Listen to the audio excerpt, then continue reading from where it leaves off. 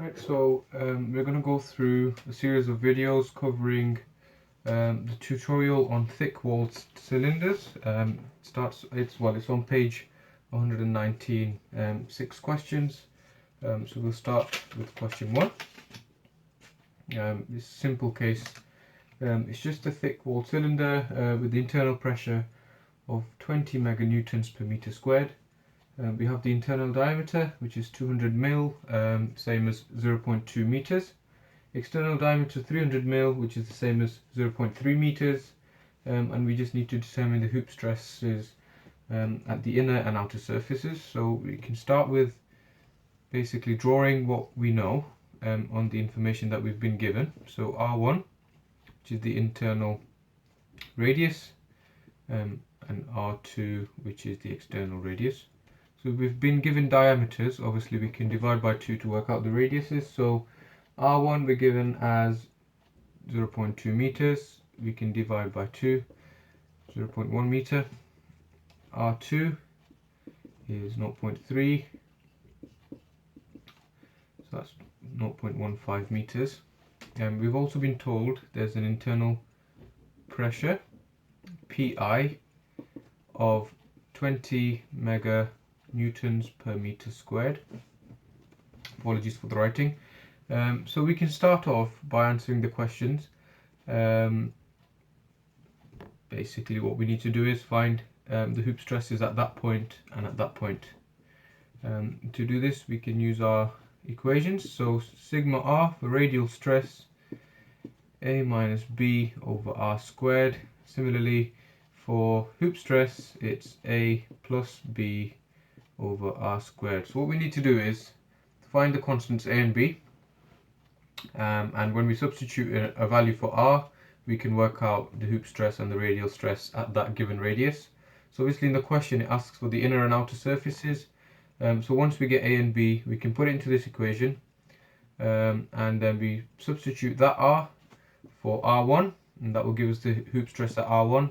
Then just do the same with R2 and that will give us the hoop stress at R2. So to start this off we have to make a set of simultaneous equations.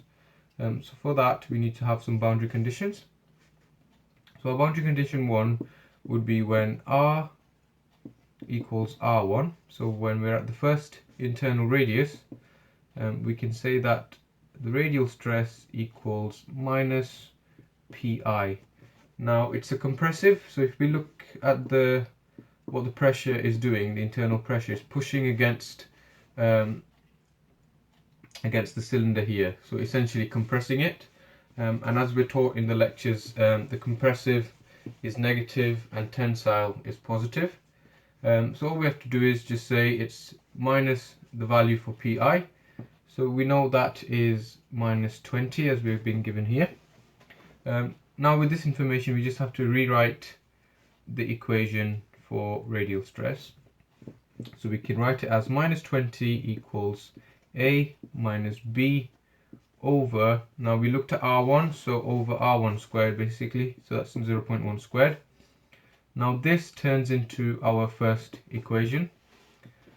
Now for the second equation it's very similar thing. So when R equals R2, so we're looking at the external now, we can say that the radial stress equals to 0. As we know there's no pressure or force applied on the external surface, so we know that the radial stress equals to 0.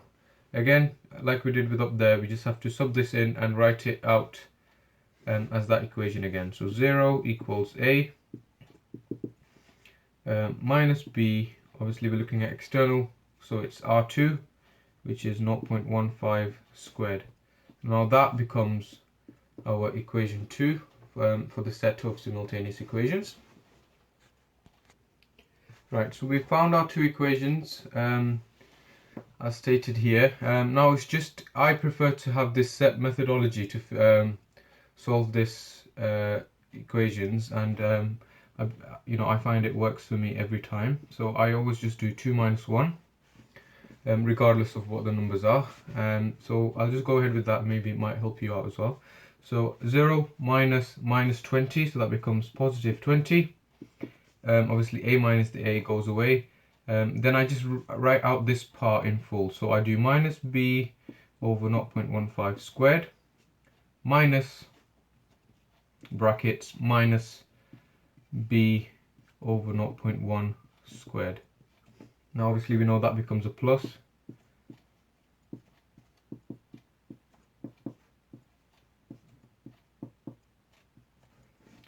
Right, and then what I do after that is I just take out the common factor of b.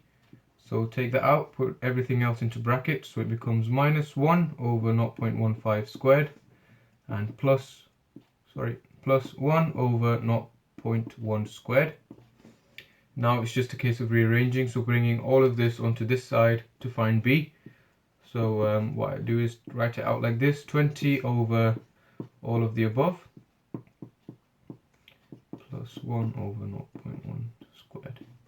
Now I usually just put all of this into the calculator, but you know, you can do it as it suits you, to be honest. So I'm just going to try that. 20 over brackets minus 1 over 0.15 squared plus 1 over 0.1 squared. Yep, so that's given me a value of 0.36. Now what I do is I usually sub it into an equation that is got a 0 in it, so I can just put that in, put the b value in there, and just take the whole thing onto that side, which will give me a. So I'm just going to write here sub into 2. And that's what I usually do. Obviously it's not always going to be equation 2 that has a 0. You know, it's, to be honest, this stage is up to yourselves how you want to solve that, but I personally like to put it into one with a 0 on it. So I'll put that in.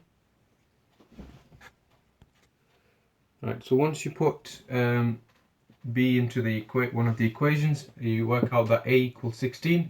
What I like to do is just to make a quick reminder of the equation. So minus 20 equals, and I sub these in, and I'll just see if they equal to each other, to be honest.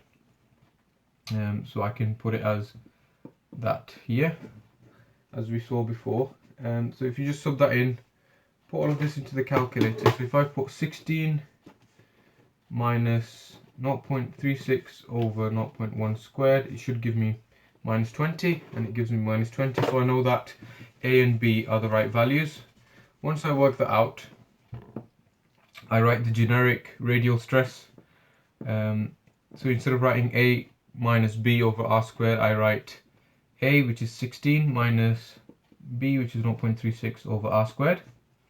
And I do the same for hoop stress, a plus b over r squared. So these are our generic results. Obviously we want to work out the hoop stresses at the inner and outer surfaces. So obviously the way Sophie sets it out, she does a table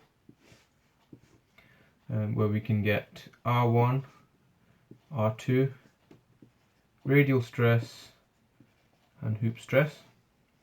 Now with R1 we know it's 0.1 meters, R2 is 0.15 meters. So the radial stress at R1, obviously we don't actually need to, we can put it into the equation and just sub that in there. By our boundary conditions we already know that that equals minus 20 and we know that equals 0. So now we can just put these 0.1 and 0.15 into the hoop stress equation, and we can work out the values that we want. So if you put those into the calculator, you should work out the values of 52 for R1 and 32 for R2. And we should remember that they're both in meganewtons per meter squared for both of those stresses.